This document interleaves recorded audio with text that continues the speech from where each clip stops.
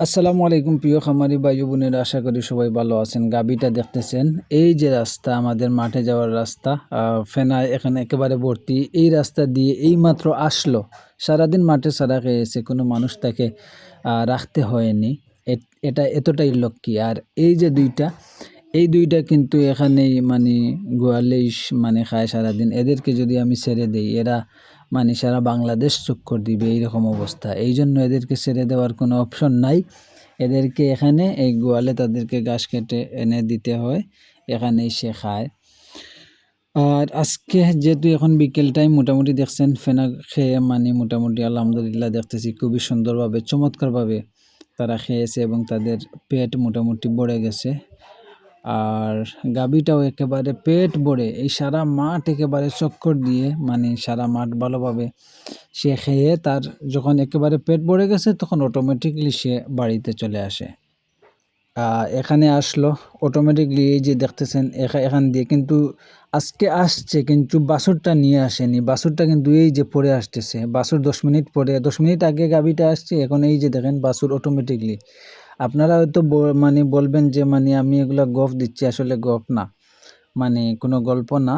মানে এই গাভী এবং বাছুর দুটোই মানে মাঠে খেয়ে সারা থাকে, সারাদিন মাঠে খেয়ে মানে অটোমেটিক বাড়িতে চলে আসে। এই গাভী এবং বাছুরটা এতটাই লক্ষ্মী। তো যাই হোক, এই যে দেখতেছেন বাছুর চলে আসছে, এটা হচ্ছে একটা বকনা বাছুর, মানে হলিস্টান ফিজিয়ান। এগুলো ক্রস হবে, মানে 100% ফিজিয়ান না। তো এখানে আসছে, এখন বাড়িতে ও আসবে, ও আসছে, ওকে বেঁধে রাখছি, বাছুরটাও আসছে। এসে মানে দেখবে যে এখন তারা গুঁড়া খাবে, বিকেল টাইম হচ্ছে তাদের গুঁড়া খাওয়ার সময়। এদেরকেও মোটামুটি খাওয়া শেষ, এদেরকেও তুলে নিব, নিয়ে গুঁড়া খাওয়াবো। তো যাই হোক, ওই হচ্ছে মানে এই লক্ষ্মী গাভীটার একটা মানে কি বলবো, একটা ভালো দিক। এই রকম গাভী যদি আপনি পালন করেন, এইরকম গাভী আসলে বেঁধে রেখে মানে যদি আপনি দানাদার দিয়ে খাওয়াতে পারেন, তাহলে মিনিমাম 10 থেকে 15 লিটার আপনি প্রতিদিন দুধ দহন করতে পারবেন। কিন্তু আসলে আমি চাই না দানাদার দিয়ে, আমি চাই শুধুমাত্র ঘাসের উপর গাভীগুলা, মানে আমার গরুগুলা পালন করা মানে করতে চাই। এই জন্য আমি দানাদার খাওয়াই না। আর এটাকে দেখেন শাহিওয়াল, এইটা মানে খায় না, কি বলবো ওকে আমি, এই যে কিছু কাঁচা ঘাস এনে কেটে দিয়েছিলাম, ওইগুলা শুধু খাইছে। আর মানে খড় বলেন, এটা একেবারে অল্প, এই গরুটা একেবারে অল্প খাবার খায়। মানে তার পেট ভরে না, একটু খাবার পর যদি তার মানে কোন রকম হয়ে যায়, তখন আর সে পেট ভরে মোটেও খায় না।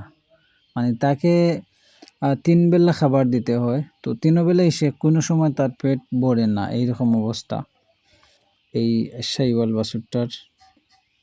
যেহেতু বৃষ্টি হয়েছে, উঠানে একটু কাদা আছে, এই জন্য এটা এখানে আছে। আর ওই দুইটাকে এখানে এনে বেঁধে রাখবো। এই যে দেখেন মুরগি, আর এখানে আপনাকে দেখাবো মুরগের, এটা হচ্ছে হাঁসের ঘর, আর ওইটা হচ্ছে মুরগের ঘর।